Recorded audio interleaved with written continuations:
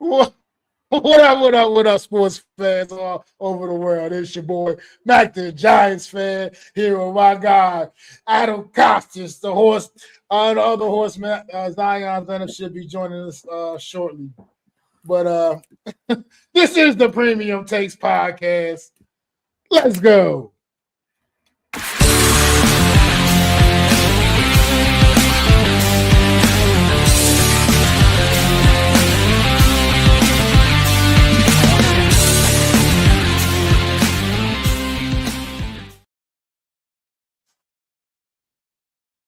Yeah, live TV, boy. I tell you, it's a son of a gun. But how you doing tonight, Adam? This is off to a crazy. We're off to a strange start, but how you feeling, Adam? I am okay. Chilling, watching sports in here in my room, just trying to take it all in. And yeah, technical difficulties galore. Me and Mac don't know which computer's freezing and all this. So, people, it's been a rough start. We are going to get through it. I'm excited to be here and talk some playoff basketball and some NFL schedules. So, yeah, man. I mean, NFL schedule is obviously the hot ticket for the day. Obviously, we're definitely going to get into that in a little bit. But before we do, we can talk about NBA playoffs, man, and what you've been seeing with the NBA right now, Adam. Like, what's your thoughts? Well, first and foremost, we got to give props to the Knicks and their sweep. They at one point I thought they were in real trouble with Atlanta, and then ever since they just have dominated Atlanta and have continued to destroy them, right? And they've been on a heater. So that left me with a lot of other games to watch, like Detroit and the Cavaliers, which I found a pretty amazing game. I'm learning about a lot of their players and how they are put together. And they have Cade Cunningham, who looks like he could be a superstar, and they have Donovan Mitchell on the other side, who took over game 4 to even the series. It was a magnificent performance by him in game 4. He did basically nothing in the first half of the game and then just exploded for like 45 points in the second half. He was when they say take over a game, this is what it means. When you just everything when he was shooting in that game 4, it was like the basketball hoop was an ocean for Donovan Mitchell in game 4. An absolute ocean. He's floating out there just shooting shots left and right. So Cleveland roared back in that game. And then in this game, which was fantastic, went into overtime. I don't know if you guys watched, but Cade Cunningham is going down. He's having the game of his life, dropping like almost 30-something points. They've got the emotion of the building is going. And the Cavaliers, believe it or not, the guy that I rag on a lot, who hasn't done anything in the start of the series, James friggin' Harden, actually does something and helps close out a game. And you know me, folks. You know this podcast, and you know me, I am very hard on or very judgy about what's his face, James Harden. I do not give him the benefit of the doubt. I think he's a superstar. Mac knows. I've said it on these shows plenty of times. If you have James Harden, you're probably not making the finals. And I'm not just saying this because he's almost close enough to make the finals, but I'm saying this because he actually stepped up in a moment of need, right? Donovan Mitchell wasn't having a great game. He really wasn't, but he did enough to help the others, like Mobley, who's having a great series, and their guy with the long hair, Strauss, hitting some timely buckets.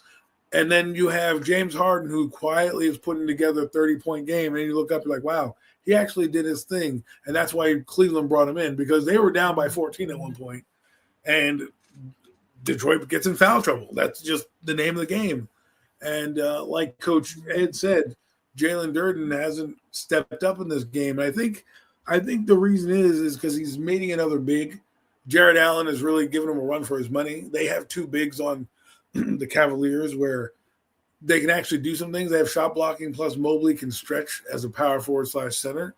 So both teams are in a real intriguing matchup for the Knicks, because for me, how you beat the Knicks is by offensive rebounds. The Knicks have just out-rebounded everybody because Marcus Robinson has jumped over cats. But these two teams have big men that can actually rebound, and they have some shooters that can actually, win games for them. Because that's what Philadelphia lacked. That's what Boston was lacking in their series. And then when Atlanta played, when Knicks played Atlanta and they played Philadelphia, the thing that really killed those teams was when they had open looks, they just missed their shots. And maybe it was the Knicks defense getting in their head, but the Knicks, sometimes let you have those open buckets. And if you don't knock those open buckets down or get rebounds, that's where you get in trouble. And I think that's where the Cavaliers can give teams trouble. And you see what they're doing to Detroit. Cade Cunningham kind of faded in the overtime. I'm surprised. He took one horrible shot. I remember I think he was trying to get the foul, but he literally jumps up and then does a 45-degree shot like over Mobley. And you're like, I understand what he was trying to do. Just body him. If you're going to get a guy off the ground, don't lean back. Lean in. Get the foul drawn. At the worst case scenario, it's a foul, or maybe the ball caroms and you can rebound it and your team has a chance. But when you throw it up a prayer like that over the outstretched hands of Mobley, it really doesn't do anything. And I felt the Pistons kind of got shell-shocked because they had the lead and the energy in the building and their shots were dropping, and Cavaliers just did not stop. They could have stopped, but they kept building a lead. They went on some mini runs. They did exactly what a lot of other teams, again, I bring up the Knicks, couldn't do when these Knicks were on these big runs. Atlanta did it once against the Knicks. They did that huge run where that shit was, they were down like 20 points or something, and the Knicks came back. The Atlanta came back, right? Not many teams have done that. This Cavalier team, who hadn't won a road game up until last night, was running up and down. They basically were almost run out the building, and the Pistons couldn't close it out. And now we have to see what kind of fortitude the Pistons have, because the season's on the line. Literally, there's no tomorrow. This is an elimination game. Are you the number one seed? Are you legitimately going to take that back to your home court, or are you going to go out like a bunch of scrubs in the? Well, let's put a pin in that. Let's put a pin in that real quick. What's going on? What's going on, Mitch? Good to see you, man. Coach Ed, Alex, Daniel, Barry. Appreciate y'all popping in. But talking about Detroit right here with this situation, once again, finding themselves in a very similar situation, except this time it's against a slightly better basketball team in Cleveland. But the Pistons were in this same situation, similar situation in round one, down 3-1 to the Orlando Magic in the first round, and they battled all the way back to win that series. And here they are sitting in the same position once again here with Cleveland, similar position, this time down 3-2 with their backs against the wall. What do you think? What do you think they need to do to be able to try to pull this one off the same way they were able to get it done in round one?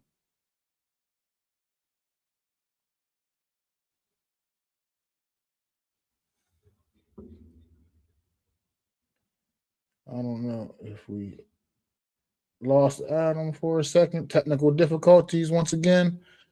He said, Mitch in the comments here says Cade needs some help. I don't know, Zion. What's your thoughts? I'm sorry. Welcome to the stream, Zion, popping in. What up? But I was wondering, what's your thoughts on Detroit, man? Finding themselves 3 games down, 3-1 in round one. My thoughts on Detroit. Okay, yeah. Yeah, Go ahead, I'm gonna let Adam finish his thoughts, but I just want to say real fast. You can't keep living your life on the edge. 3-1. You can't just,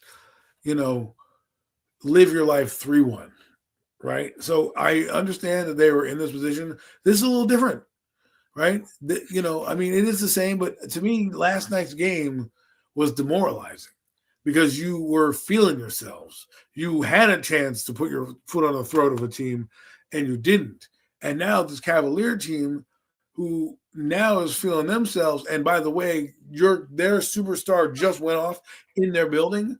I'm a little nervous for them because Cade Cunningham was good in this game. I can't take that away from him, but there were some moments in this game where he didn't come through like a Donovan Mitchell, and the other guys on the other team didn't come through. Although I can't blame them. Reed was there. They had some solid performances from their bench. I have to give them that. They need Cade Cunningham down the stretch to really take over the game and be the closer that he wanted to be, that everyone's claiming him to be. I mean, in the middle of the third quarter, I was watching the game. I turn to my wife and I say, yo, Cade Cunningham's on the State Farm commercial.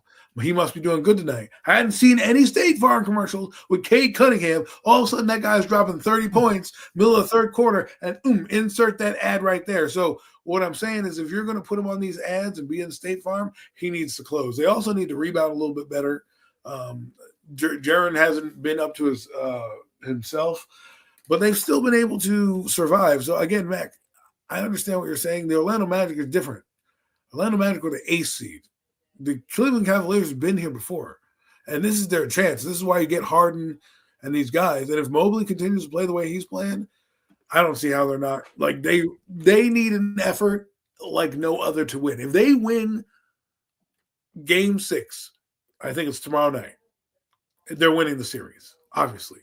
But what I'm saying is they win Game 6, I don't think Cleveland can even muster winning in Detroit again because they know they lucked out last game with what happened. It just was a run. All of a sudden, Pistons went cold in the late fourth and early overtime. Overtime really killed them too.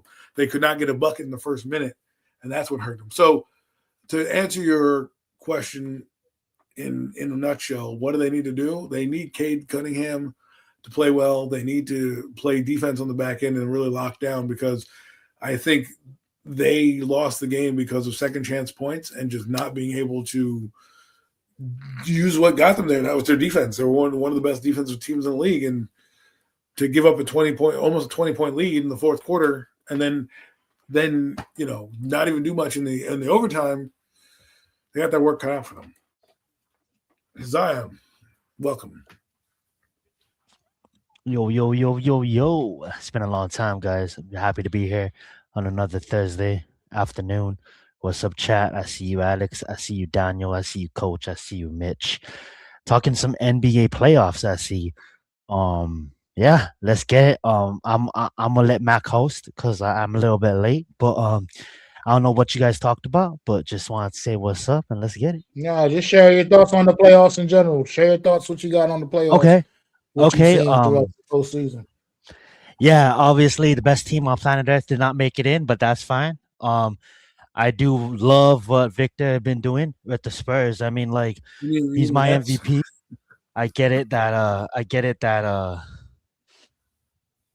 Shea Alexander is probably gonna win it back to back. I love what OKC is doing. And those are my teams in the Western Conference. I can't wait to see those teams compete. And go at it. Victor versus OKC. I mean, like, I'm not out ruling, Ant-Man and what they got going with the Grizzlies. Sorry, not the Grizzlies, the Timberwolves. Whoa. Yeah, the Timberwolves. Yeah. I mean, like, Timberwolves got a roster too, so I'm not trying to they're showing some heart against the Spurs, but those are the Spurs, man. That's the team I've been following since the Heat got eliminated and never even made it past the tournament. How sad. But that being said, though, the Eastern teams, man, the Knicks, man, like what they've been doing. I'm not gonna say it's surprising. I knew they were capable of winning games, but the way they've been winning it is surprising, right? In the fashion that they've been winning it. So I truly kind of believe that, like, really, it's their spot to lose, So they should be the way they've been playing. They should be representing the East coming out. It's gonna see who we're gonna face next. I know they're just waiting on the winner of this game. And I just think, as far as the series you guys was just talking about, with Detroit, I just think that they don't have enough firepower right now to, like Adam was saying, just looking at Cleveland's roster, right? And just they're built to last, and they've been in the spot many times. I think Cade is one of the best players on the planet, but they do need some more pieces. I'm not discounting who they have on roster. I know what's his face. What is his name? Hold on, I'm gonna get it. I know Jay Duran. I know they got Duran. I know they got Harris is an old man at this point. Like Tobias is having a good series. I'm not gonna take anything from him, but I mean, like Cade can't do it by himself. Okay. Guess what? You get past Cleveland, and who's gonna be there waiting for you? You know what I'm saying? And I just think that it's gonna come down to physical basketball, and the Cavaliers, man. It's gonna be hard to beat. It's gonna be hard for Detroit to beat the Cavaliers. You was gonna say something, Adam? Yeah, you bring up a good point about the superstar aspect. He doesn't have a Robin right now. Donovan Mitchell does with Harden, who actually stepped up. You brought up a point about taking over a game. I thought he took over for 3.5 quarters. It was in the 5. He couldn't finish. I thought he really kind of didn't got to him if it just was forcing it.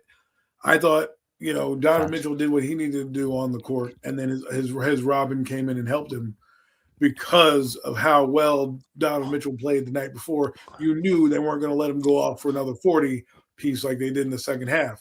So to make those adjustments, and then the Harden thing happening where he comes in and drops 30 points, that's where I think you see the difference. The Cavaliers, it's that 1-2 punch, and even they do. And even if the one thing I like too is, even if Harden's pretty much gonna get his, you know what I'm saying?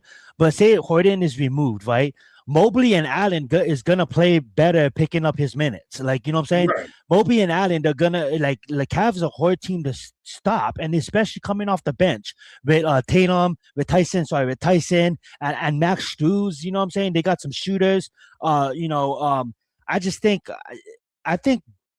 the Knicks is probably going to be the team that comes out of the East, because they're playing really good basketball right now, and I don't want to outrule anybody else. But the only thing is, I think the champion's coming from the West.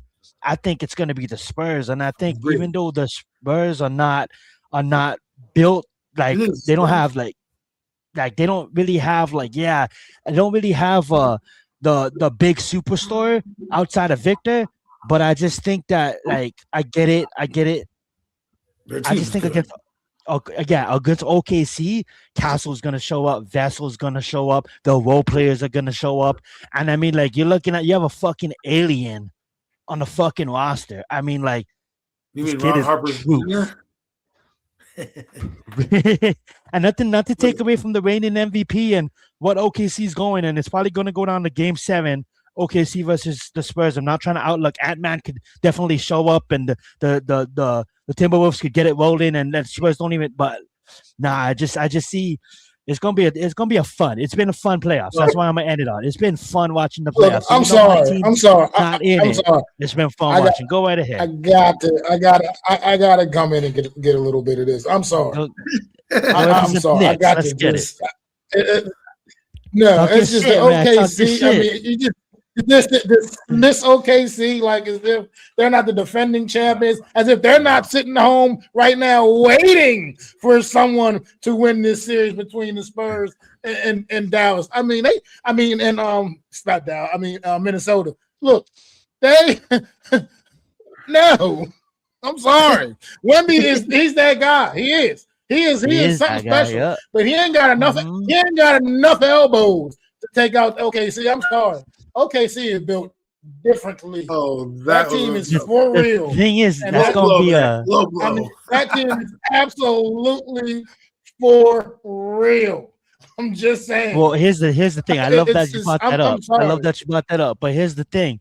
If OKC, they're gonna have to play. The Spurs are gonna have to play OKC tough, and I'm not overlooking OKC. If I was, I'm gonna say the Spurs win in 5. They respect OKC by saying they'll take it to 7, right? The thing I look at is obviously I don't want to go down memory lane, but long story short, right? Just a couple of games ago, right? A couple of series ago, when he had that 12 blocks, right? It's almost okay, yeah, Shea, you're good, right? You're the best player, one of the best players on planet Earth, right? But I don't think OKC as a roster faced what's gonna come to them when Victor is inches from the finals appearance, right? When this kid was coming out, gonna take down memory lane. Now we all knew the hype when this kid was coming out, right? we realized like, big players, they don't really last because of knee issues, because of injuries, right? Yao Ming, we can go down the whole list, right? But Victor, he different. He Zion, different. Zion, I'm He sorry, sir. different though. You, He's the guy that can take you over do the game. understand. You do understand through 2 rounds of the postseason right now that the Oklahoma City Thunder have played only 8 games.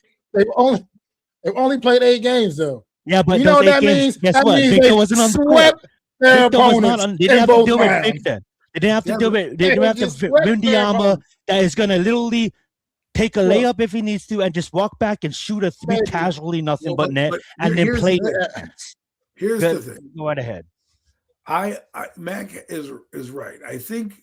Well, I like the Spurs, and I'm excited to see what they're doing. And actually, I was going to root for them until you shit all over OKC as if they didn't deserve. Did not shit. I didn't say that. Yes, you did. You just took a double. You may not. You were just so dismissive.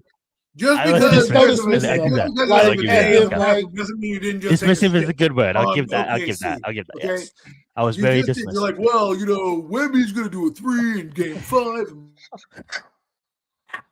Like, word. Like, the truth. I'm just sorry.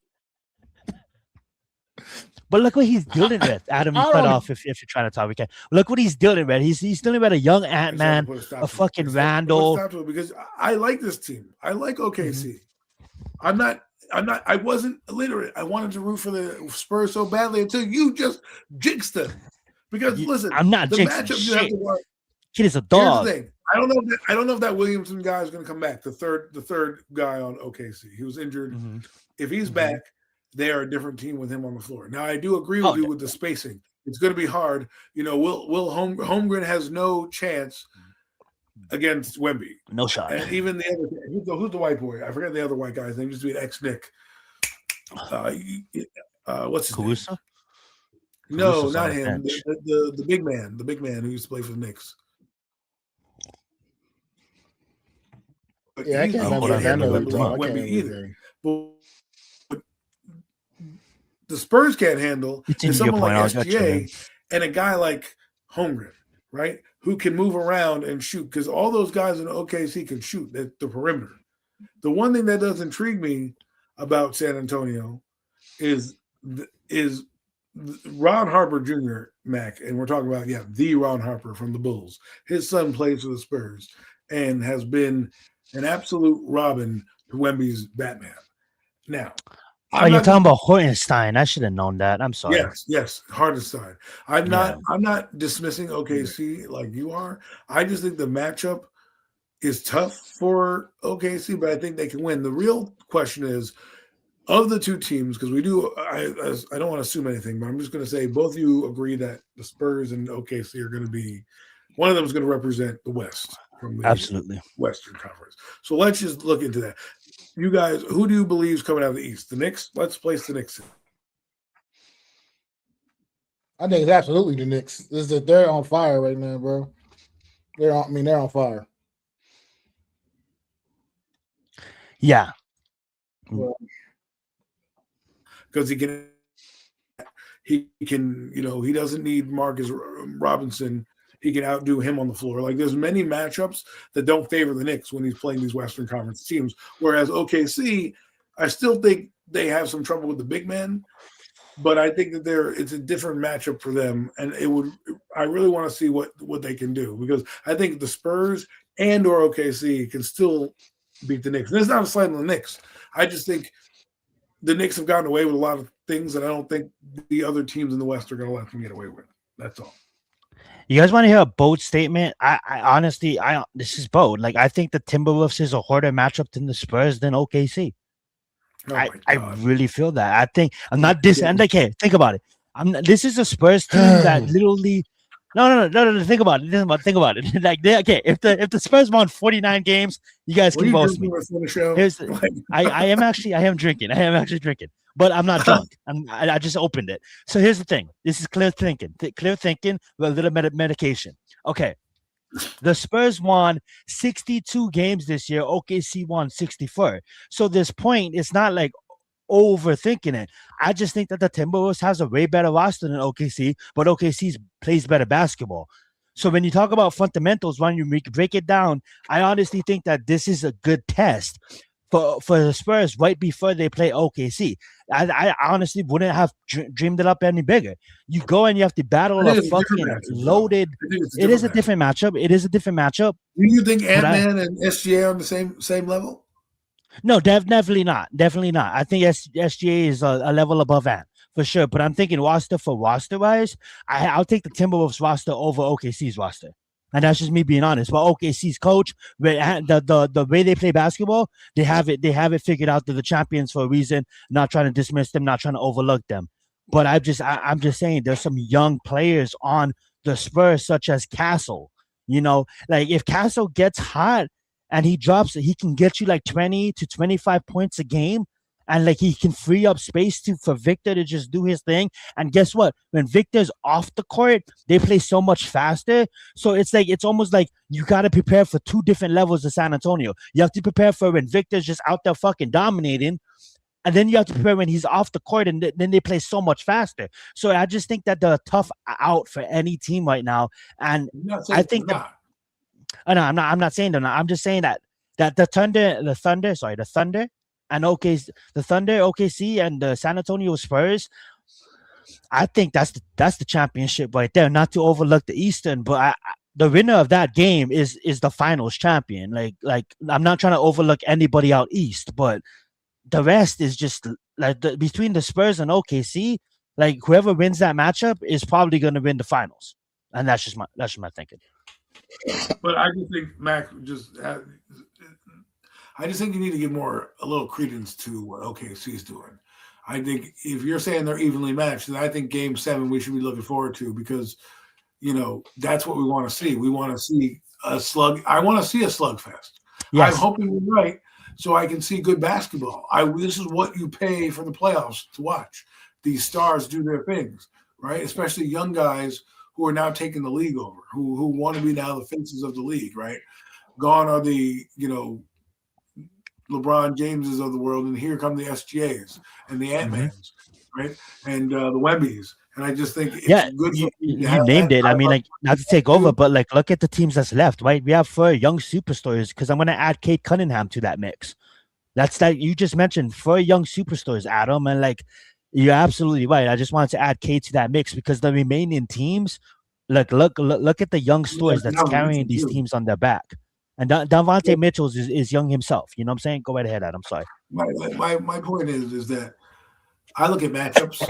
And I think the only team in the East that matches up well against the West team is the Cavaliers in terms of how their bigs play. Because I'm watching a lot of their bigs, and I think that's where the games are being won. Karl Anthony Towns is a great game. The Knicks are going to win, right? Robinson is out rebounding people. They're going to win. Brunson, has great games, but I figured out, I know how you can stop him, but it's hard to find these type of players. You need to put a lengthy player on him, right? The Pistons did that, and then they moved him around because they didn't have enough bigs to, rotate in and out. So what the one big that they were using that actually had, Brunson and a Tizzy, that Barton guy on Philadelphia, they had to move him around to play bigs, and they put Paul George on Brunson, Brunson ate him alive because Paul George didn't have the foot speed to catch up with him. However, both the teams in the Western Conference do, and I do believe that the OKC has a lot of things that can give the Knicks trouble and a team like that. Whereas Cavaliers, with Donovan Mitchell and the spacing, they can play a different game where I feel they match up more well with the Western Conference because a lot of the Western Conference big men can shoot, right? And that's the difference between a lot of these teams. Not saying Karl Anthony Towns can't, but I take Wemby over Karl Anthony Towns any day. No offense to Karl Anthony Towns. He's having a great series. He's a great player, right? I would take what Holmgren's doing on that team. I don't think Holmgren does it without being on OKC. But he fits that offense so perfectly that they can run Hardenstein out there and still have SGA, and they can get the rebounding that goes down. And we've talked enough about the NBA. Those are my final thoughts on who it is. I agree with Zion one of the teams. I don't want this to sound disrespectful, even is sounding disrespectful. I hate when people say that. It doesn't sound disrespectful. Well, one of the teams got to lose, and unfortunately, I'm picking the Eastern Conference. While they could be represented, I don't think they're going to win the trophy at the end of it. I think it's going to be a Western Conference team holding that trophy. Yeah, before I throw it back to you too, Mac, I want to add in this. Like, as far as OKC goes, one thing I do like about that team, after I just dismissed them, is I can't compliment them. What I am gonna say is every single player contributes, no matter who's playing for the night. Right?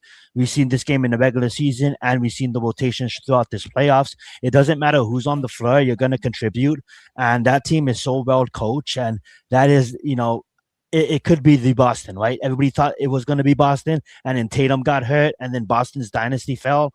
If they go in there and they and they beat the Spurs, and then they go in there and they beat whoever's representing out of the East, I mean, like we're looking at a young phenom in Shea Gillis and just the surrounding roster. And this is a small market team that built their roster not through free agency, built it through the draft, build it the right way, right? We have a lot of teams in the NBA struggling right now and can't even make it out, right? Especially with these new lottery rules that's going to be in effect next year. And just to name someone, a team, because my friend is it's one of his favorite teams, and they're just in fucking hell right now, is the Sacramento Kings. Like, I don't even know when the Sacramento Kings is going to be good again, right?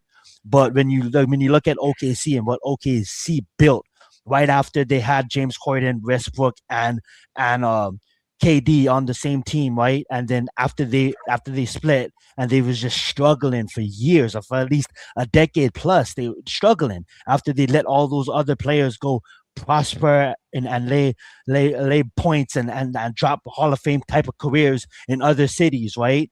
They was able to rebuild through the draft, and then now look at OKC now, a championship that Harden, KD, and Westbrook, even though they were young, couldn't bring them, but they have another phenom, Canadian born, and through the draft, I like to see NBA teams get built the right way. And for a small market team, they really are fucking shining. That's kind of cliche, but shout out to OKC. Back over to you, Mac. What's going on, man? I want to say what up to AK, man, in the chat, man. Appreciate you popping through, bro. Okay. But let's get to it, man.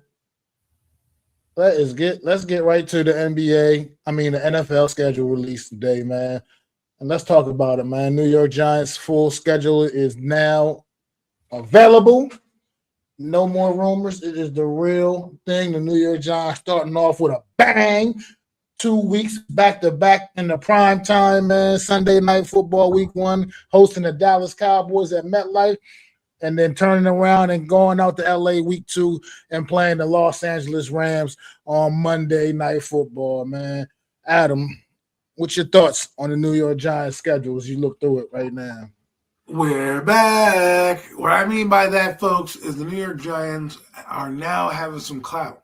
The NFL wants everyone to see the Giants and Cowboys, okay? This is not going to be like 2023 where we got shellacked, okay? And we had that booty-ass team. This is going to be a different game, a tone-setting game for the New York Giants. Right? I don't care about the Cowboys. I'm strictly focused on the New York Giants. Fuck that other team. Because you know what? For all the hype that they had, they were, 3 games better than us. They act like they fucking won the Super Bowl, these fan bases. They were nothing. You were 12th in the draft. Kiss my damn ass. Okay? What are you, 7 spots below me? Yeah, below me. That's what I have to say about that. Okay? We are coming for it, and the New York Giant fan base needs to be excited about it because it means we're finally getting some respect where respect is due. And it's going to be a good test out the gate. The second game against the fucking Rams, I want to see that game too because that team is arguably the representative in the Super Bowl. Everybody's crowning them as, beating the Seahawks and being the representative. So that will be a good test on Monday night. And to be put on back-to-back games, some people say there's a rumor out there that it's because of some holidays that fall on certain days, but I don't believe that. I believe it's the NFL understanding that we have must-see TV with Jackson Dart, John Harbaugh, and the Giants are the next big thing. What's your thoughts on the schedule, Zion?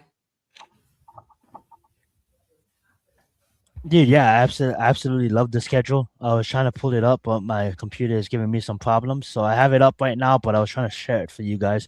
But I'm just gonna say right out the gates, I know I got announced earlier in the week.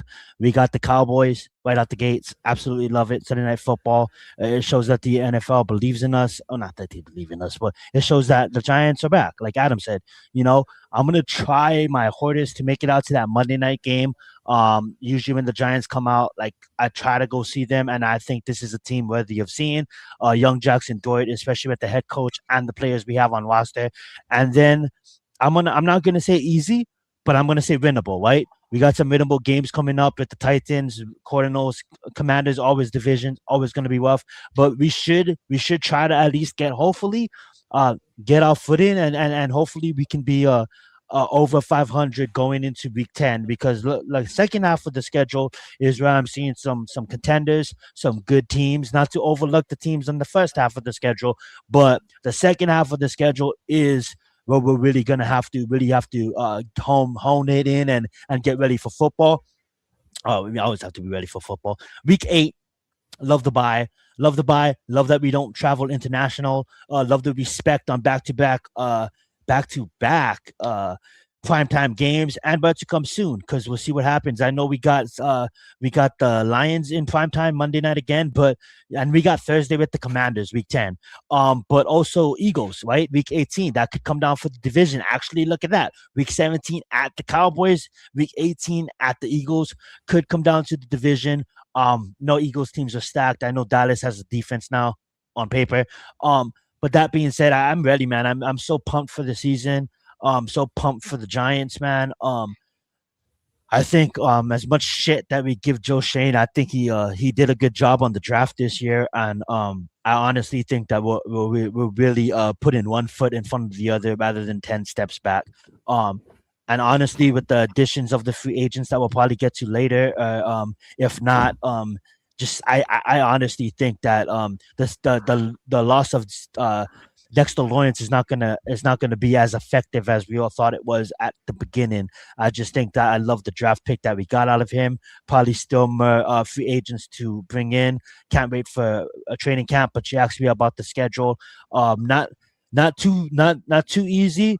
Not too hard, just right where it needs to be for a team that is just trying to get their footing back into a winning culture. So I'm gonna say I like it. Back over to you, Matt.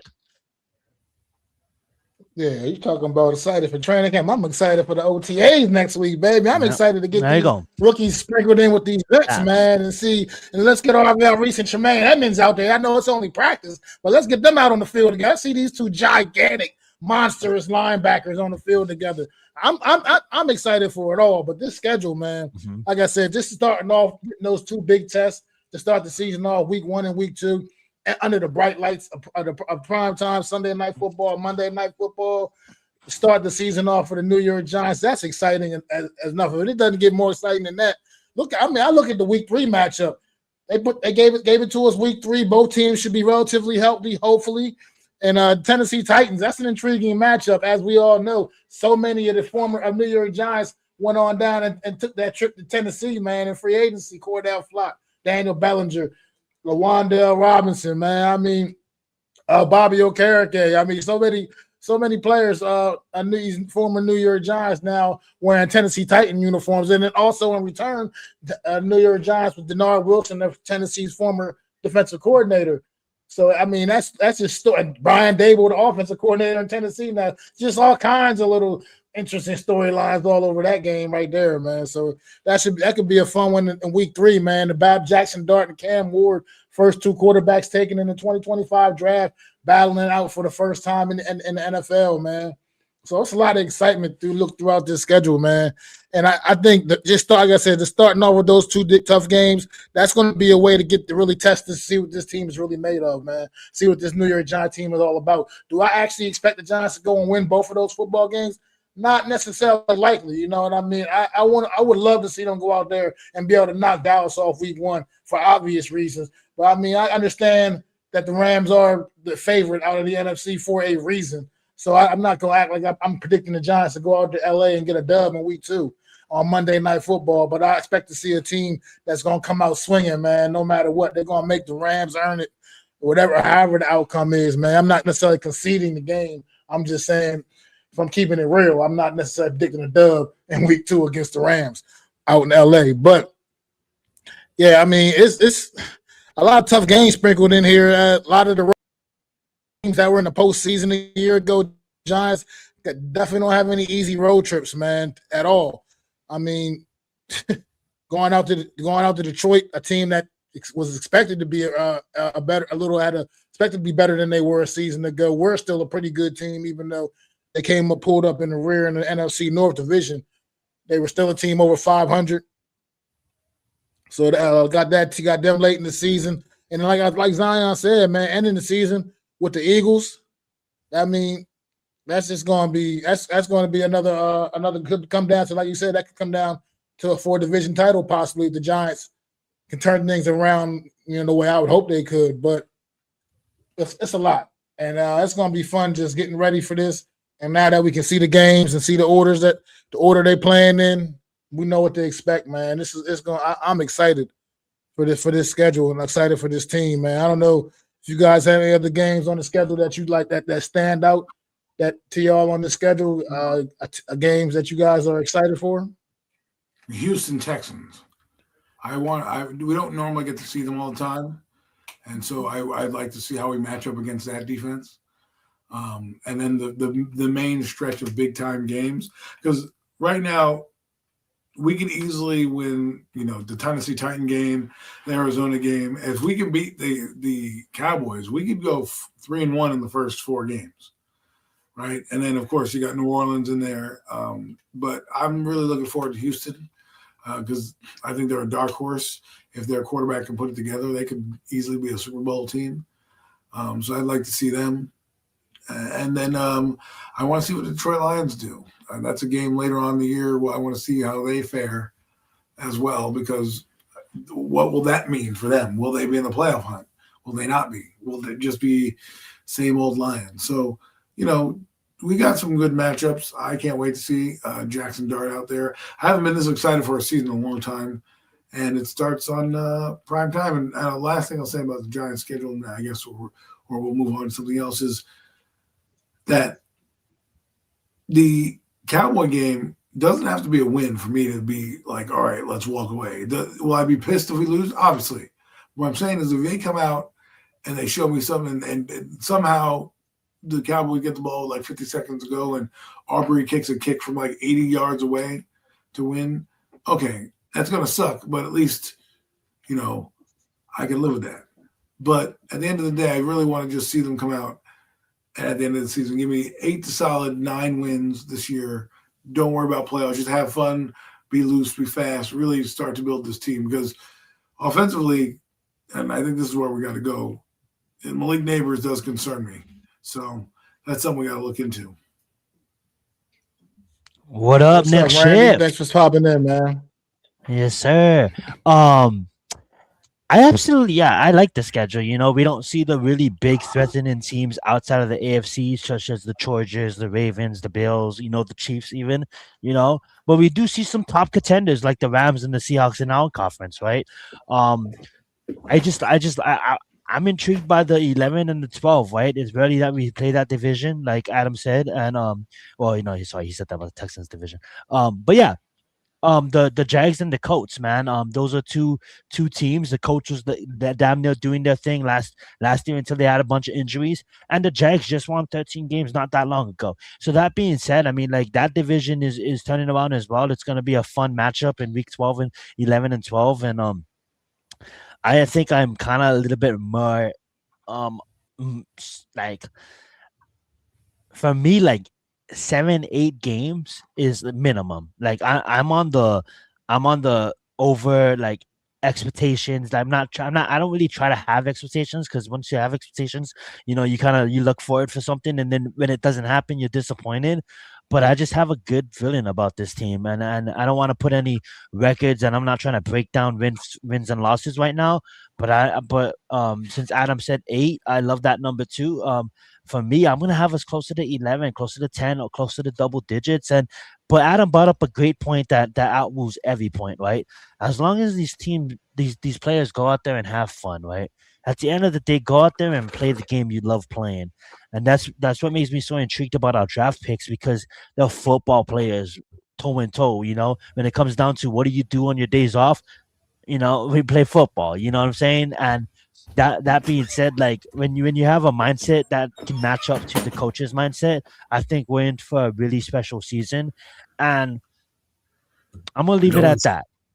Yeah, I'm gonna leave it at that. I just feel like it's gonna be fun to watch the Giants for the first time in a long time. Like Adam said, I think these players are gonna go out there and they're gonna have fun playing football, and it's gonna be meaningful football, and it's gonna be football that counts. Well, you know what it means? It's for the first time, I'm not worried about the coach. I'm not worried is he going to have the players ready? Like, are they going to be ready to play on Sunday? Like, no, you eliminate that stress because John Harbaugh been here 18 years. He knows what the fuck he's doing. He knows how to motivate guys. He assembled a fucking excellent coaching staff, teachers, like he said he will, right? Because I was so mad about the Matt Nagy pick. I was terrible. I was so mad at it. And then it's like, okay, all right, now you're bringing in these other coaches, and I'm like, I see the vision. You know what I'm saying? Go ahead, Adam. Sorry. Get some fucking tough guys.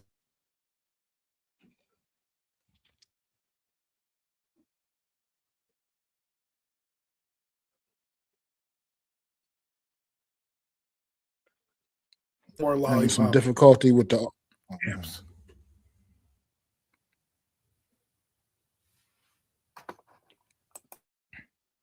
Well, I was gonna get some thoughts on move away from the Giants a little bit briefly here. I'm looking at the Thanksgiving Day lineup, man. Triple header on Thanksgiving, man.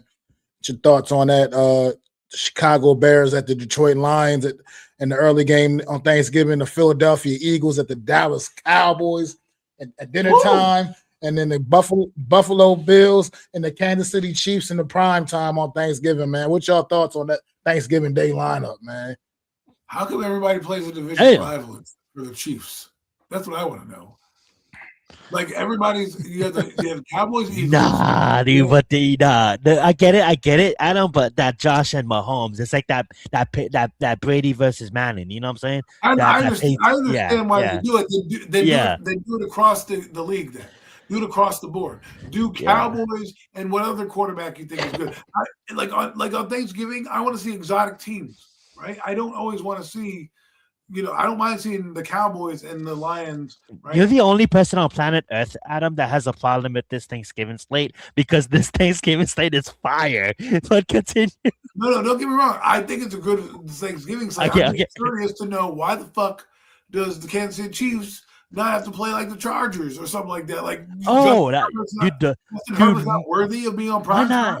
Exactly. Why not put Mendoza on Thanksgiving? I'm just saying. I see your thought process.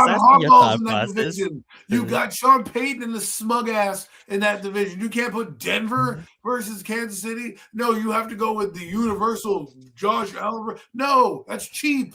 You're cheapening it. I want to see those teams. It's a safe pick, Like you should have did Detroit versus Houston. That shit would have been awesome. Okay? Or the 49ers. Something interesting. The Rams.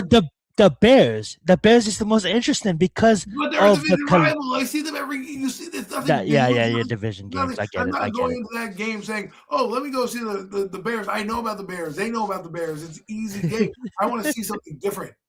That's why I'm watching Thanksgiving for. I want to see Detroit and whoever, and I want to see Dallas and whoever. But give a chance to showcase some of these guys who've never played on Thanksgiving to a chance. Like I can see the Eagles, Giants all the time, Eagles, Cowboys. Don't get me wrong. It's going to be fun to see those rivalries because they had some of those rivalries back in the day, but we're not in the 1990s anymore. We've got other superstars across the league that should be out there, and I would love to see win a turducken.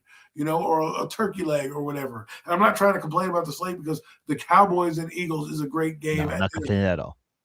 But all I'm saying is you could have had Bo Nix against Patrick Mahomes and that Denver defense on Thanksgiving night, you decided to go with the easy route and go with Buffalo Mahomes. It seems a pretty cheap. Oh, because they have the Broncos. Don't they have the Broncos opening up against the Chiefs week 1? Okay, so what's the problem? I believe so. Yeah. You have the Eagles playing the Cowboys a couple of times a year. What are we talking about here? I would have loved to see Mendoza on Thanksgiving, right? Mendoza versus the GOAT. I mean, nobody really wants to watch the Raiders, but I like where your head's at. You know yeah, what I mean? is that well? That was your head. You pause. You got me thinking like that. You know, like When I'm thinking like, why is that? Why, I was thinking like, why is Adam so bad? It's such a fire slate. And then you broke it down to me, and I'm like, oh, that makes sense. I see your point. Look, I'm not saying it's not fire. Yeah, Chiefs Broncos is the first Monday night game this year. It's Chiefs and Broncos. Yeah, but Chiefs Broncos had a great game last year. This is the AFC. Like that's what all I'm saying is it just is interesting that the NFL went with two interdivision rivals, and then we'll just keep this matchup because the NFL likes it, as opposed to like don't get me wrong, I like Detroit and Chicago, but when I think of Chicago, I think of Chicago and Green Bay. I think Detroit, maybe the Vikings, two dome teams. Yeah, Thanksgiving, that makes more sense than fucking Chicago, right? I understand Caleb Williams, I get that, but Detroit, come on. Just saying, for me, I think it's more and I agree with you what you're saying, but I think it's more of Ben Johnson. You know, it's like the whole thing. They're still trying to, like how the NFL is built on stories, right, Adam? Great game in the playoffs. Exactly. They're still trying to. It's like Hollywood, right? Recycling old ideas. They're still trying to bring in that drama. Oh, Ben Johnson left Detroit. That kind of, that Detroit always plays on Thanksgiving. Yeah, exactly. Well, that's the Thanksgiving lineup. How about run down the Christmas triple header? We got a Christmas triple header as well this year. It's on Netflix. How about on Netflix? I don't know what station it's on, probably. But I don't know, man. I don't. At 1 o'clock platforms. I can't even follow the basketball with all the different time and ESPN. Please don't make it just. I don't know. Probably most likely. I would assume. I remember the Christmas games were on Netflix before, at least the early two. But it's we got a triple header on Christmas, man. Lineup. Before you begin, tough lineup. Remember, Adam. There's Black Friday games as well. Oh my god. I don't think so this year. I'm not sure if it's a Black Friday game this year. Okay. All right, never mind. I lied. But Christmas Day, the triple header, 1 o'clock, Green Bay Packers at Chicago Bears at Chicago. And then at 4:30, you got the Buffalo Bills at the Denver Broncos. And then at 8:15 in the prime time on Christmas Day, man, you got the Los Angeles Rams traveling up to Seattle to take on the champs, man. Think about that Christmas Day lineup.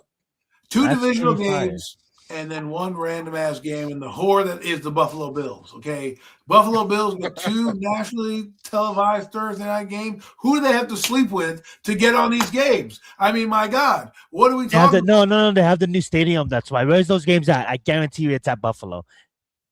No, the Christmas game is at Denver. So Thanksgiving. Never mind. Thanksgiving's at Kansas City. Neither one of them are in Buffalo. That's what I'm saying. Okay. Don't do that bullshit. They're just whoring out Josh Allen right now. They're just whoring him out, saying, you know what? We need easy fucking wins. That's what we need. Green Bay and fucking what? Chicago? Like that's easy money right there. Everybody in Green Bay and Chicago are going to be there. Easy money. You got the other game at 8:30 that they're playing. That's a good matchup, though. There, the other divisional game. What was the other divisional matchup game? Seahawks versus Rams. Seahawks Rams. Everybody's looking at Seattle. That NFC Championship game, and then we got the Denver Broncos, an exotic team. You would think maybe we play Kansas City again. Nope. We're going to bring in the whore bag in Josh Allen from the Buffalo Bills. What do they got going for them? They fired their head coach. They don't have a fucking defensive coordinator out there. They don't have any fucking receivers. And you want to go out there because you want to put fucking Josh Allen out there? I love Josh Allen. Don't get me wrong. But give me somebody else on Christmas Day. What the hell is going on, NFL? All this algorithm and all this shit. 17 games. You're fucking blowing it. I'm just saying. Wait, can I interrupt the show because I needed to ask Adam something real fast. Adam, what did you feel about Dexter Lawrence going into your second best team? I feel sad but happy at the same time. I'm sad, but yeah, I'm happy because Joe Burrow's got, fucking defense that he was talking about. I can't be. It's a window. You got to win it now. Yo, wait, why not fucking put the Bengals on Christmas against Denver? Exactly. That's what I'm talking about. We got the fuck. Never mind. I'm gonna stop. The whore bag that is fucking Josh Allen right now. But my point is this: the thing about the Bengals is it's like betting on both colors of the roulette table. All right. Doesn't matter if I bet on red or black. I'm winning because he's one of my favorite teams. Right. So that's what I have to say for your comment about Dexter Lawrence. But other than that, NFL, come on, man, come on. The Super Bowl champs. I mean, okay. Opening week, man. Start off with a big international game opening week, man. The San Francisco 49ers and the Los Angeles Rams playing all the way over in Melbourne, Australia. What's your thoughts on NFL going to Australia, adding Australia to the international stage? Those guys let Adam go first. Are they going to be awake? Those guys, with body mechanic wise, my God, like we're talking about from the far west to the far west for the far east. You know what I'm saying? Like they're on two different sides of the world. It's not like you're coming from the East Coast going to Melbourne. Okay, they're like a couple hours ahead of us. You can deal with that. These guys are coming from LA. They're already on a time difference in the United States. Now they're going to fucking Australia. Way to go, NFL! Way to take the two farthest teams and put them on friggin' on the moon. You might as well have them play on the moon. That's what you should have done. You know? Yeah, there's teams actually, before we get too far, I'm a geography guy. Actually, it's better for the West Coast teams to be playing in Australia. It's better. It's better. It's a lot closer for them. It is, Mac, until you look at the distance traveled, because San Francisco is traveling 38,000 miles this year, while the Panthers only have to travel 8,000 miles.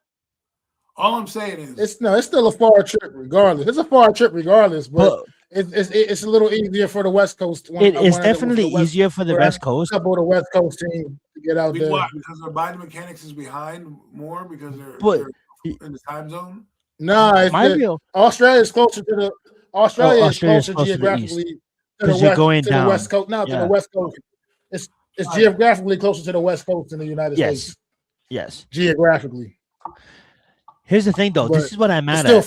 Still far. It's like a whole day. It's like almost a whole day time difference. It's like damn near. It's like a 20-hour time difference or something like that. Actually, that's what I'm saying. It's not like you're not going. Even geography wise, fine, whatever. I'm stupid. I'm not a good geography person. I just don't think you should take those two. Maybe you're good at math and do that. Right? Why not go closer? You know what I'm saying? This fucking shit about doing things. You know what? I propose this, Roger Goodell. I think there's some space on the moon that I saw. Maybe next year I could get a game on the moon. Get me a football game on the moon, since that's what we want to do to these guys. No, on God though. Elon Musk has his way, man. There will be one day.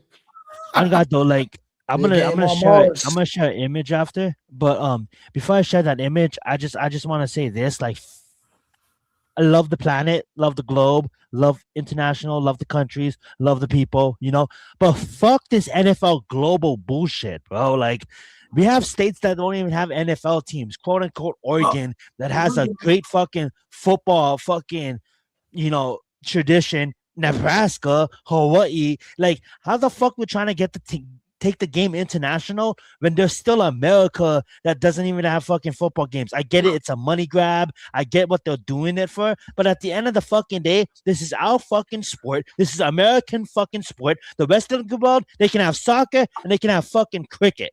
Can we leave the NFL at fucking home, please? Let me say something. You know what's funny? I thought about this. Every league has a Canadian team in it, besides the NFL. And yet the NFL could easily probably acquire the Toronto Argonauts to come down and play. I'm just saying, think about that. The Argonauts and the Stampeders or something like that, like they don't play. They have a huge league, and you don't think the NFL, you want to go internationally at least? That's what I'm saying. Like, open it up to Mexico, Canada, and before you go fucking up to fucking Melbourne, Australia. Like, what? Well, I'm not saying you're wrong. I'm just this Toronto thing is bothering me because I say the Toronto Maple Leafs, I see the Toronto Blue Jays, I see the Toronto Raptors, right? And then I look at like the NFL, I'm like, wait, they want to get a team in Wembley or in England or some team over in international. Why don't they just go north and say, hey, yo, Argonauts, man, you want to join the NFL? Hey, you too. Vancouver, whatever they are, the Vancouver, or Calgary Stampeders. Open it up international to Canada. Right? And they can open change it up their to game a little Nebraska and have a Portland team. You know what I'm saying? Like, there's states out there. I don't think the NFL's idea international was Canada. That's what I think that's why you see what they're doing and how they're expanding the league, you know what I mean, and going to all like adding different places. Like this year, you're playing another game over in Barcelona. I think they did play one last year there, maybe. You got a couple of games in Germany again. You got a game in Paris this year, a game in Paris, France this year. I mean, international schedule is deeper than it's ever been. And the NFL, I think they really just want to get eyes on the sport outside of the United States. I don't think it's a fucking money grab.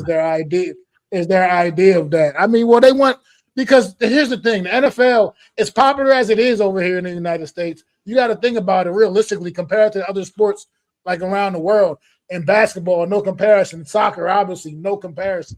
You know what I mean? Even and in baseball as well. But the NFL is just they're trying to be more international. It's ours. Yeah, but it's ours. They're not looking at it like that. It's our sport. What if Europe looked at soccer like that's ours? Everything is for money. I mean, everything is for money.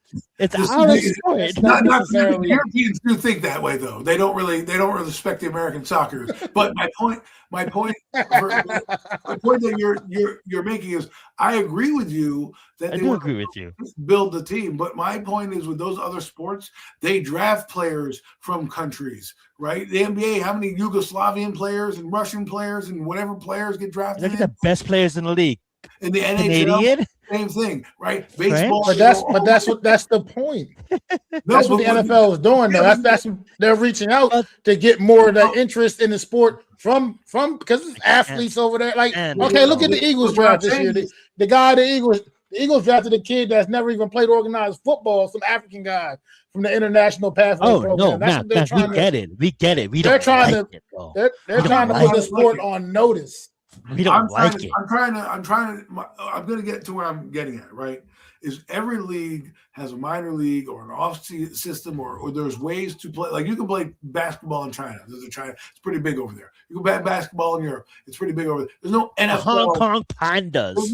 There's no NFL team over there that's manufacturing players over there, right? The reason why the NFL is where it is because the colleges, which are now professional sports, by the way, are aggregating all your things and you're building these entities. Now, if you're seeing the decrease in American population doing football because of CTE, then I understand why you're going internationally because you want to dip into the pool of talent that's out there in terms of overall worldly talent. But if you're trying to tell me you're trying to build the game, there's no way I want to see a team go to Melbourne, Australia every Sunday to play a game or every other Sunday to play a game. Well, no.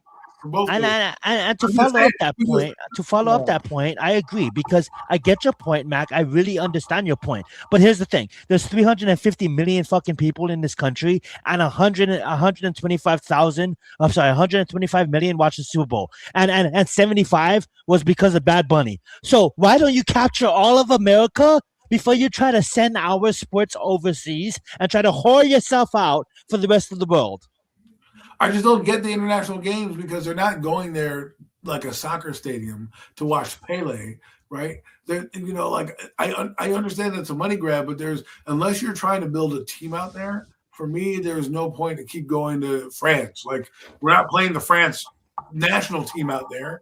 You know what I mean? At least with soccer, you can have like for example, we've never seen a Toronto Argonaut versus a regular American team, and we talk about which football league.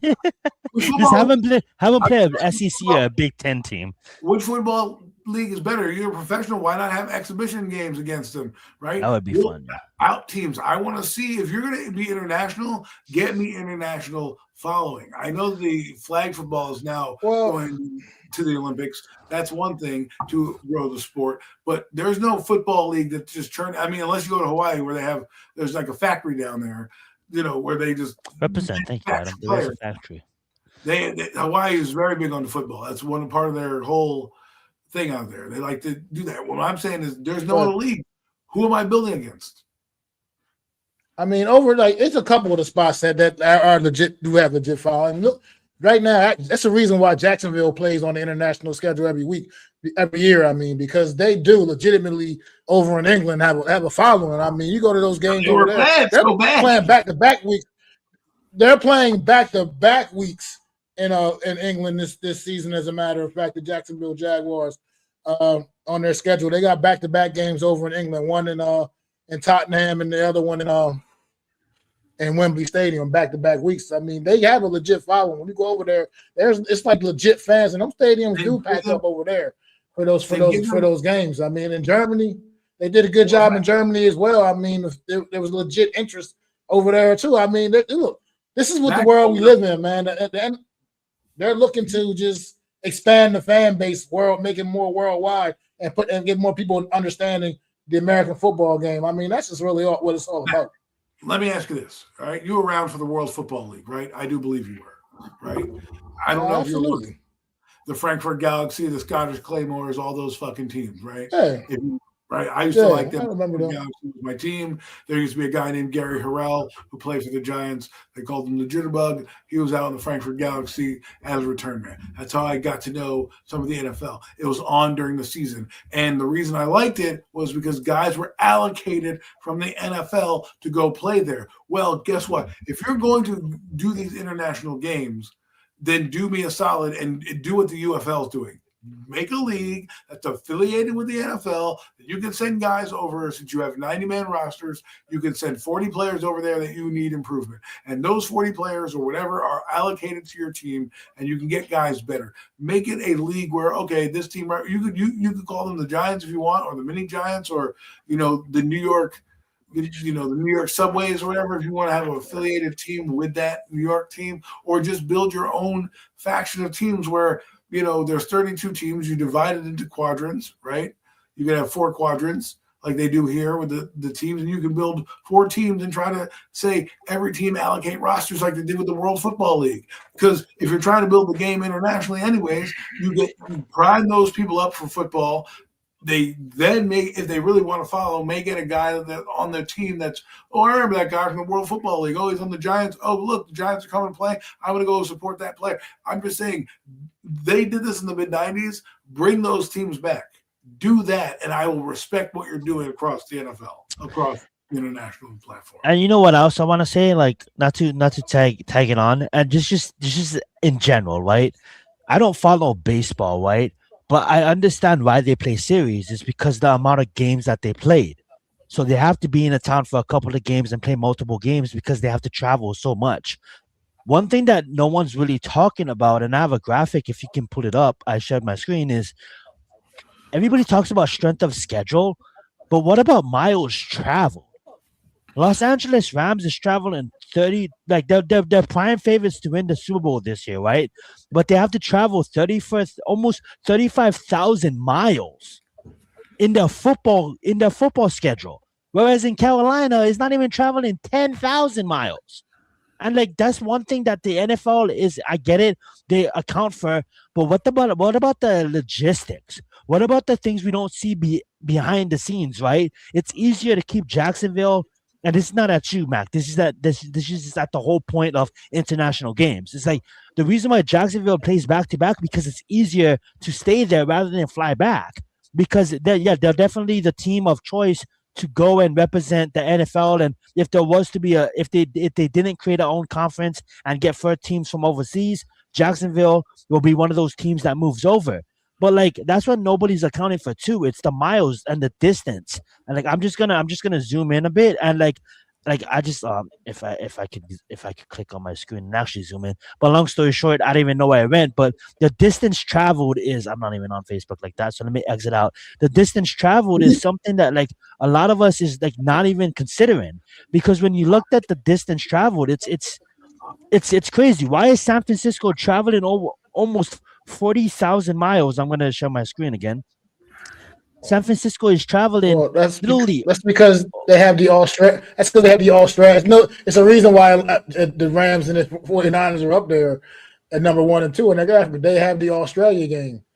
Yeah, I yeah, think that's just what exactly. it is. Here's They have the- the Australia game, but still, like, look at the teams. Like, so what if Chicago, right? What if Chicago finishes with 15 wins and the Rams finishes with fucking 9 wins, right? It's like when do we hold this accountable? I'm not trying to open up a whole box of worms, but you get what I'm saying. It's almost as if like let's really look at this. It is a miles competitive traveled. advantage if you want to put it out there. Yes, it is a disadvantage to trial more miles, more mileage, more accommodations, things like that could throw you off. It is he has a point to it. Yeah, like I'm not trying to open up a whole box of But worms, but you what get the I'm point. trying, what I'm That's trying to another bring, thing with distance, and I don't like these international games. That's basically my what I'm point. trying to Go bring right back ahead, is Adam. I don't mind you going to the UK. You want to bring a team in the UK? Jacksonville's going to the UK because they sucked, so they were trying to get that team another fan base to come after them until they started winning with Cohen, and they still fucking don't really have a fan base. My point is, if you're going to be international, baseball's international. They had the kid, who's the kid from the Dodgers, Otani. He's from Japan. He came up in the Japan League. There's a league that's down there that is a professional league that they can go down, and it would be a showcase for them to go down there and do that, right? We don't have those leagues even built in the NFL. So you can't even go and pull guys like they can from Japan and say, here. And then the game is more international. You want to make the game international? Start building headquarters out there and doing what I'm saying. Build a World Football League that plays during the offseason or during the UFL. Yes, Yes, like NFL Europe, like Football NFL Europe League. that they did back in the day. Right. Exactly. Like NFL Europe, like they did in the day. NFL Europe was played from like fucking Memorial Day to like training camp because the guys had to get back for training camp, right? You could end mid-July, right? Have these teams out there and start to build the game because they're already building it. They have OC Manure out there. He's like part of the NFL like international program. Why don't you get international teams? And then you can do an exhibition like you do with the Hall of Fame game and have a game out there internationally and see how it would look. We're being forced to take American teams and force them over there. Now, you're not even talking about the consumer. All right. The consumer over there can't watch games, right? It's unfortunate. Well, then what about me? Now I have to get up at fucking the butt crack of dawn to go watch a game in Melbourne, Australia, or whatever. Like it's just weird that they're going to have these games all over the place. And you're right, it's all a money grab. But if you're going to be useful for it and at least blow sunshine up my ass, build a headquarters and build teams out there. And build minor leagues. Why not? The only sport that doesn't have minor leagues is the fucking NFL. And imagine if you had a place where you could go and try to make it to the NFL. Some of these washed out college kids would not be going to the UFL and wasting their time. They'd be going to a team that's actually affiliated with the like NFL. go play for Rome and then you can have a shot at the NFL, go play for Italy, exactly. And you can allocate some of those future draft picks. You know how they do the future reserve contracts? You could send some of those guys over to develop and then bring them back home just in time for training camp. I know that's a lot of football. Yeah, we have the G League and we have the AAA. Why the fuck does that? They're gonna say we have the UFL. Fuck the UFL. Like just like have the UFL and expand to international. Bring in 8 international teams, and now we have 16 UFL teams. There you go. Mind you, the G Leagues, the AAAs, they all play at the same time that the season's going on. So you know what those teams do? They pluck those players right off the roster because they're already in the systems and they say, come up and be on our roster. If you did an international season, right, maybe congruent with the NFL season, and you can throw guys over there and allocate them to teams, right? And let's say they're not injured and you need a running back. Instead of fucking going over to and taking the waiver where I already got a guy that's been playing in my system because I have coaches and implementing it on my team that's allocated, he can come here and already be part of the team, right? And the NFL has so many injuries. The NFL what the NFL does, they use the college as a minor league, which is now really becoming a professional league with all the NIL deals. And then you have the UFL that has some NFL players that have trickled off. Every other sport hockey has a minor league. Fucking baseball has a minor league. Basketball has both the G League and the D League. Okay, they have the G League during the summer, and then the D League during the summer, and the G League during the regular season, right?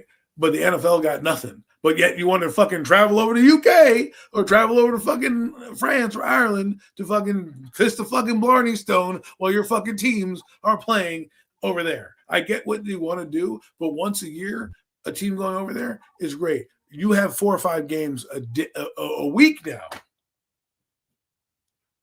There's 9 total international games on the schedule. 9 total international. That's games, 9 weeks, Mac. which is a record. Which is a record. Which is a record. Half Which is the now fucking a season record for the you be most spent ever. overseas. Yeah, but that's what Mac's saying. It's the record. It's gonna keep on going up and up because the vision is. I'll tell you guys what the vision is. I watched the documentary of the vision. Vision 3030. Roger Goodell, right? Vision 2030. Have the NFL on every single day. We're gonna have Tuesday games and we're gonna have Friday games. That's the vision that you're trying to fucking accomplish. Think about this. He wants games from 9 a.m. to midnight. That's what he wants. 9 a.m. to midnight. Yo, Adam, that has something to do with it. Yeah, that does have something to do with it, though. I mean, also, if you that 9 o'clock, that 9:30 in the morning time slot on the East Coast, that's like a time slot that over here, there's not normally NFL games going in that time slot. So it's also an advantage for the NFL as well. That's also an advantage for the NFL as well by the time being in that. Because let me just say this. Let me just say this. Like growing up in Hawaii, like my day was dedicated to football. The game started at 7 o'clock. All right, think about it. The game started at 7. Now let me fast forward. Living in Cali, my day is dedicated to football. The game started at 10 o'clock. Prime time is at 5:30. So I'm watching football as soon as I wake up till 8 o'clock at night, right? So at these international games, I gotta wake up at 6:30. People in Hawaii gotta wake up at 3:30. Yes, but what they're doing is if they do all day. If they do these international games, what they're really doing is watch for streaming, because what's going to happen is they're going to now stream the game, so those games you won't be able to see on regular TV. You're going to have to get the fucking premium package to go watch. It's probably going to be on Amazon Prime, and you got Disney, you got Mickey Mouse, and we got Apple that didn't even get into the mix yet. I'm just saying. Think about when Apple and Disney wants to get on the NFL games. Disney's like, let's just start streaming games on Tuesdays. Let's just start streaming games on Fridays. You got Fox and week one at middle of the day, and then fucking NBC at night. Well, the week 1 game between the Rams and the 49ers in Australia is going to be streamed on Netflix. See that game on Netflix. On Netflix. That's the opening night. Are you kidding me? It's this Friday. It's actually it's September 10th. Thursday. Thursday. Yeah. I was gonna say they have a Thursday game and they have a Friday game. So the opening weekend. No, it's no Friday. The first game is nationally televised, and then you have to go to Netflix, which is fucking. I'm not saying people don't have Netflix. Oh, that's what's throwing me off. That's why I was getting thrown off, because the opening game, the Patriots and Seahawks, is on a Wednesday, September the 9th, on a Wednesday. You see what I mean? Like they're trying to take over the whole week on a Wednesday. NFL kicks off on a Wednesday. 9:30 a.m., buddy. 9:30 a.m. You're going to have your morning coffee on your commute.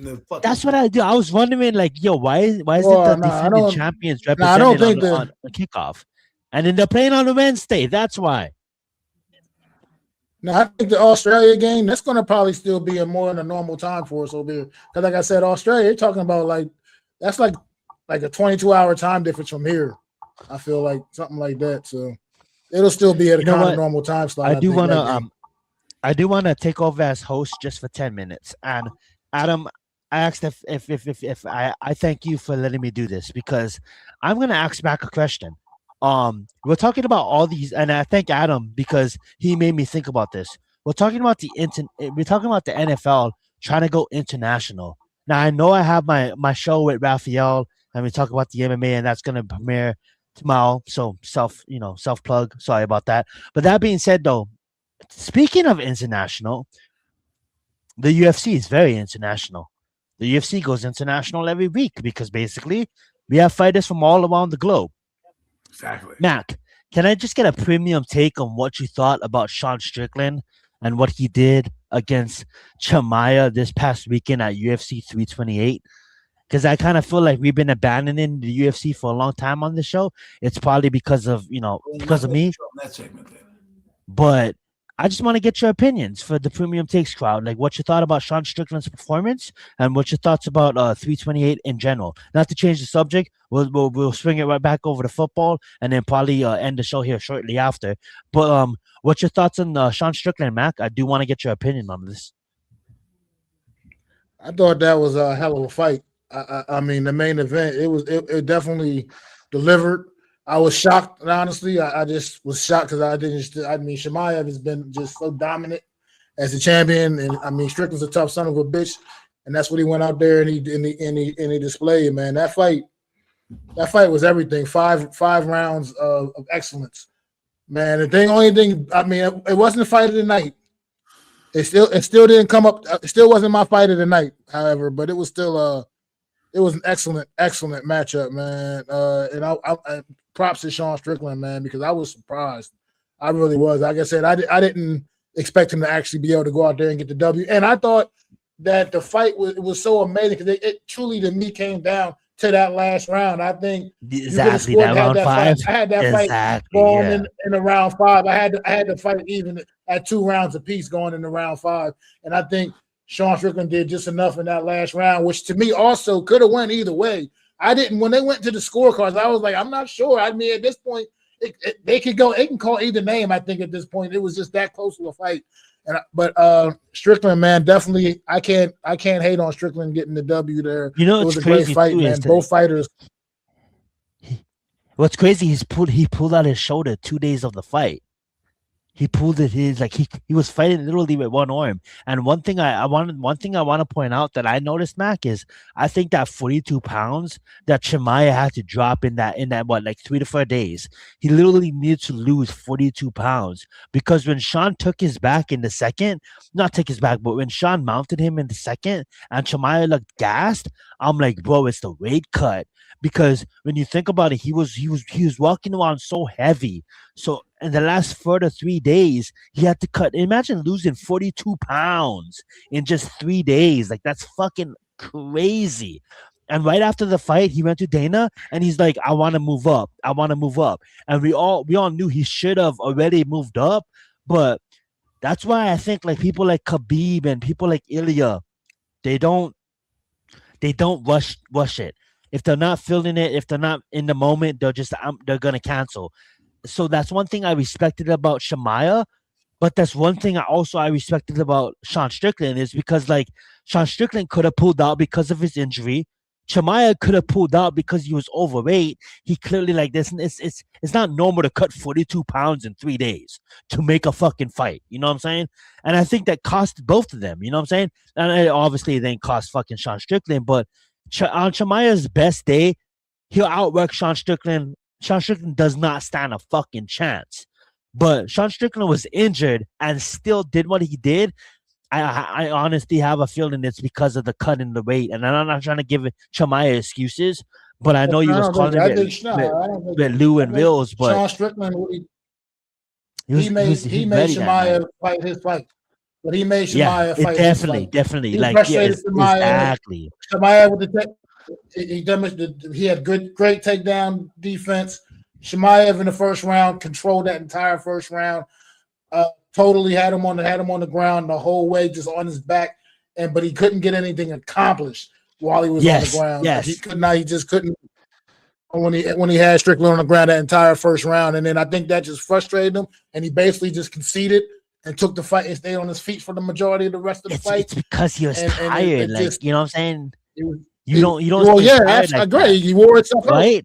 In the first round, he wore itself out because he was working so hard and couldn't get the job done in the first round. He was trying to really end Strickland in that first round, and he had the opportunity. He couldn't get it done. And I think that he wore him out. He was frustrated. He was tired, and he just ended up Strickland. It was like a mind game, almost like psychology there. And Strickland won. It is. Like I said, it was a great fight. 5 rounds of excellence. It was 5 rounds of excellence, man. I mean, that third round of that fight, you can throw that out. That was kind of a boring ass round. I remember. Fourth round was also, I mean, a little bit of the same, but rounds 1, 2, and 5, they brought the heat. I tell you, what about they brought the heat. What about But Van, Joshua let me Van? Joshua Van, yeah, Joshua Van versus Joshua Tyler. Van. Let's get it. That's the That's probably fight. your That fight was of the the fight of night. the Yeah, night. That was yes, sir. that was absolutely the fight of the night. Joshua Van. That shit was bananas. The way I thought and went when the fight started, the first round, I thought for sure Tyler was going to just end up eventually just overwhelming Joshua Van. It Van. just appeared that Yes, way. But I did too. Yes. but Van. But once again, Van in the stand up game and in the boxing, there was just no match. Tyre was just no match for Van, and once Van was able to start countering the takedowns a little bit, it was just over. I mean, Tyre he didn't have an answer anymore, man. He just got outboxed, and it was he just got pummeled for the majority of the rest of the fight. But he came out strong in the opening round of that fight as well. But it was just too That's much. so Ended up fast. being 'Cause I too much remember Joshua Van, but the experts saying before the fight, it's almost as if like Joshua Van was never tested on the ground. If Tyra gets him on the ground, he's gonna submit him. And then like the whole thing that I was thinking of is because Joshua Van like became like seeing his rise, he became like one of my favorite fighters because I love people that's just gonna stand and bang. He reminds me like a young Max Holloway, right? So I'm like, yeah, that's true, but he never seen a striker like Van. And yes, Van has been knocked out, but Tyra never really strike with like a legit boxer. Like Joshua Van could retire from MMA today and have success in boxing. There's a real big difference, and I know you know this. I'm not preaching to you. I'm preaching to our listeners. Maybe that doesn't know, but there's a big difference between MMA boxing and boxing. But Joshua Van is the MMA motherfucker that could make the transition to boxing and succeed at a high level because his boxing is that good. His footwork, his ins, his outs, his ability to maneuver. That's all I've been saying the whole time. It's to the main point is yes, I get that Van never seen the ground game, but I don't think Tyra seen the ability that Josh can put out on his feet. But that's what I wanted to say. I'll let you continue. well, no, the difference also was like Tyre didn't necessarily have a problem getting Van to the ground. Honestly, he was getting him down to the ground almost at will. He just couldn't do anything with him when he had him on the ground. Almost similar to the problem Shemaiah was having with Strickland. He just couldn't get anything really done on the ground at all. It was just he would get him down there, score a point for a takedown, I suppose, but you were scoring no points once you had him on the ground at all. He was just a lot of him trying to position himself, and Van just kept working and kept working. Yeah, and just kept working, and get back to his feet and would box his head off, man. That's just what it came down to. I mean, I honestly surprised this fight even lasted and got to the fifth round because it was the second win, the second win out of Tyra. Like I didn't see that coming too, though. But that was definitely my fight of the night. Those guys, whoo. And he's a tough son of a bitch. I tell you, he is, because he took a lot of punishment from Joshua Van, and he hung in there, man. It took all the way to the end of the fifth round, man. He almost got all the way through the fifth round as well. So it's so true, and like honestly, bro, like I absolutely love watching Tyra fight. Like he's one of my favorite fighters in a sense, and especially coming from Japan. Like arguably he's the best fighter in Japan because he's even coming off of that rising scene. You know what I'm saying? But like Joshua Van, like I just said that Tyra was my favorite fighter, but Joshua Van is like in my top 5. Like when Max retires, like Joshua Van, Michael Morales, and Shakurat is probably gonna be like me 3 favorite fighters.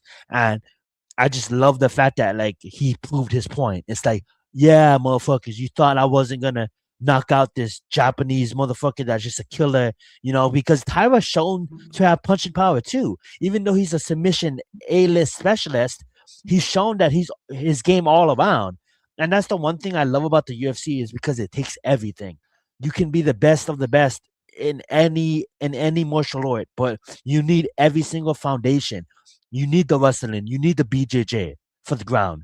You need the striking, you need the taekwondo, you need just every single thing to be successful at the sport. And Joshua Van and both Tyra, like both of them proved that night that you know they're gonna be around the sport for a long time. And I know Mighty Mouse's record is super tough to chase, and I'm not gonna compare Van to Mighty Mouse. That's not gonna come out of my mouth. But what I will say is Van, he's young, man. He's young and he has a long way in his career.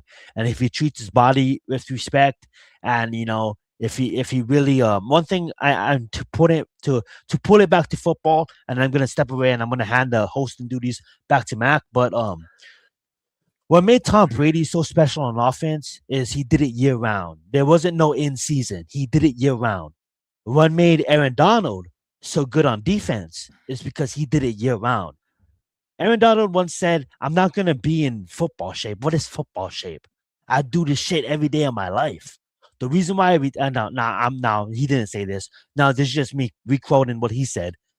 The only reason why I retired after 10 years is I gave it my all. Y'all motherfuckers, this is Aaron Donald. Y'all, yeah, like in my words, it's like y'all motherfuckers think, I'm just gonna train in football season. Nah, I'm gonna train year round. I gave 10 years of my life to football. And that's why when I retired after a 10-year career, I can retire as great. And Tom Brady did the same thing, right? It wasn't just football season. And I kind of feel like as these fighters, it's like you gotta kind of do it year round, right? Because you can't really half-ass your career. If you really want to be a GOAT, you kind of have to do it year round. That's what I'm gonna say. I'm gonna give the hosting duties back over to Mac, and I'll be back in about a couple of minutes. Let's get it. Well, look, we're gonna have to get ready to wrap this thing up because over here on the East Coast, it is 10 o'clock. It's been a good hour and 30. It's about a good time to wrap it up. Got to work in the morning. But before we get up out of here, one real quick, man. Looking down the Giants' schedule, man. Give me a quick score, a quick record prediction, just from what you see on the schedule. I say no worse than 8-9.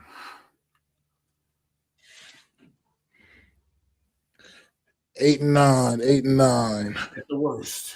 You got a record prediction, Zion? I guess he said he would be back on. Well, look. We'll give him 11-6. I'm gonna be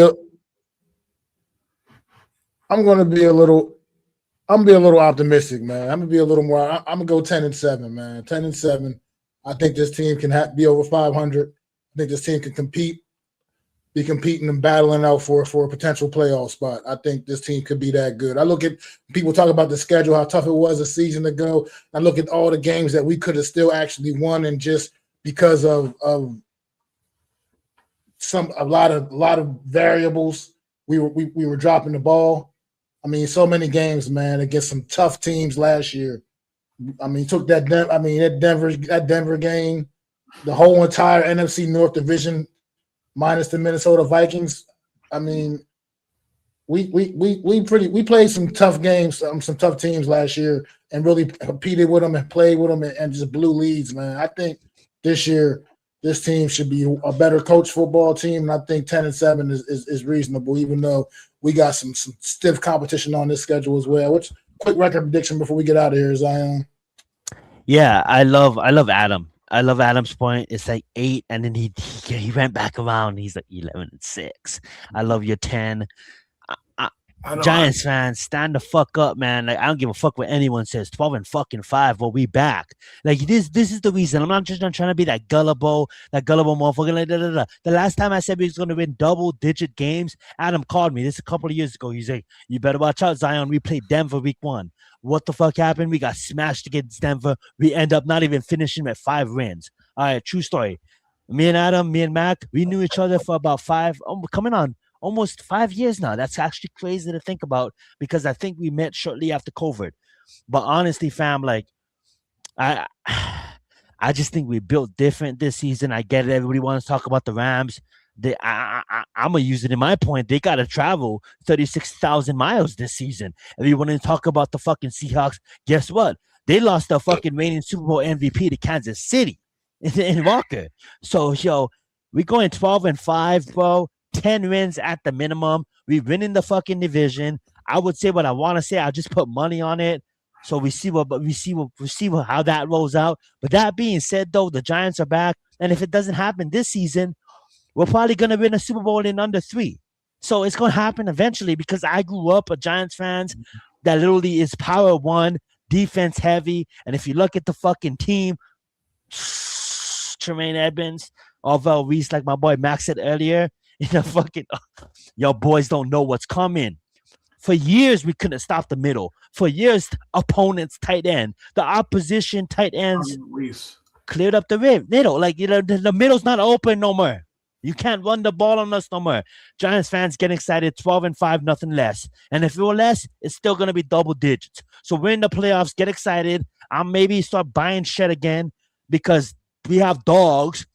We need to get more Samoans on the roster because Margot is a dog. CC, I'm just gonna say, CC, better watch out. Orville Reese, like, you bring up the name Orville Reese. How the fuck did we get him? How the fuck did Orville Reese land for us? It's the Jets being the Jets. That's what it is. It's the Jets being the Jets. David Bailey's not a bad player. He's not a bad player. He's not at all. And how the fuck did that guy? It's the first time I'm fast and violent, and that's kind of what I try to model my game after. Being fast and violent. And yeah, exactly. Fast and violent. How the fuck did homeboy drop to Tampa? I don't even know. But that being said, though, Giants 12-5. That is my record prediction, and like nothing less. Well, nothing less because you know why? You're picking. We got these experts picking Jesse Mensah and the Baltimore Ravens because Lamar Jackson. Guess what? Go look back at the film. Go look back at the tape. And go see what this rookie and Jackson did. His rookie season. That's 5 games that we should have won that we didn't win because we had a fucking, not to diss our defense coordinator at the time, but we have a defense coordinator that I'm hoping that could actually play press and push motherfuckers and I'll make a whole video on Hood by itself. That being said, though, still of the draft, you know what? I'm going to say it right now. Shout out to fucking Joe Shane. You actually are doing your fucking job. Claps on him. That being said, though, I'm going to pass the mic back to you guys. Giants 12-5, bro. Nothing less. I'm not drunk. I'm not tipsy. I just have love for this team, and I really express it because my real-time job got me fucking on the 6-day shift. And I'm talking to you guys because you guys are the fans, and I want you guys to get fucking excited for the season, man. Like, how the no fly zone? Run the ball on us. See what happens. Back to you guys. All I would say before Matt goes is Orville Reese I haven't been intrigued by a player in a long time. Orville Reese gets me like wanting to watch football. Just let me watch that guy. So good. And so good. You gave it back. I just want to say that about Orville Reese. Fast and violent. And that's kind of what I try to model my game after, being fast and violent. I love hearing him say that. I just do. They're gonna get that clip a lot with me because I just love him saying fast and violent. I love that mentality of that young man, and I can't wait to get him on the field. Number 52. I can't wait to get the number 52 jersey, man. I might have to really invest in one, man. You know what, Matt? I'm sorry. He's gonna be here for a long time. The fact that you said that is like, I bought a Bradbury jersey before. I bought I'm gonna say his name. Oh, Barkley jersey before. But you know what? You know what the difference is with these draft picks? They really eat shit and fucking do everything football. And it's like if these are early rookie that you truly believe in, these are the players that I am gonna buy, right? I am gonna get an Orville Reese jersey. I am gonna get a CC jersey. I might even get a Hood jersey. I'm not saying me. I'm just saying me as a Giants fan, right? Because for years and years, I just gave him a compliment, but I'm about to roast him. We have to deal with this popsicle in Joe Shane, like this little douchebag, right? But now it kind of felt like, you know what? You and Don got a pretty good relationship. And Harbaugh being the head dog in the room, like, hey, yo, like, you can, boom. And I kind of feel like it's actually finally connecting, right? And I'm going to give up. I don't want to talk after this. I'll let you guys end the show. But I will want to say this. When Colton Hood was like, Yeah, I like the pit bull. Yeah, because John Harbaugh's like, I want pit bulls. Like our cornerback room, everybody's sleeping on Newsome though. Newsome is him, dude. Like, don't let that Jacksonville fucking season fool you. Go look what he did for the Cleveland Browns, bro. Newsome is him. And then when coaches are like, Harbaugh's are like, oh yeah, we have a lot of dogs in this room, and Colton Hoods is like, yeah, yeah, Pitbull, yeah, that's cute. Yeah, I like Pitbull, but I'm a mother of a Cane Corso. I'm like, tell him, like, you motherfuckers don't know. Like, yo, go play with your little Caleb Downs. Go play with your little Sonny Styles. Like, I love you, Sonny Styles. I love you, Caleb Downs, but y'all motherfuckers the ops. Like, nah. You guys the ops, dog. Like, let's go. Like, you know what I'm saying? That's what I'm about. But I'll let you end the show. Like, I don't wanna go. And yeah, everybody, want to thank y'all for tuning into another edition of the Premium Takes Podcast. I am Mac the Giants fan with my guys, the horseman, Adam Costas, Zion Zenith. Make sure y'all go like, subscribe to all our channels. Keep supporting the movement. Tune into another edition of Premium Takes Podcast next week. And we'll be back at y'all next Thursday night.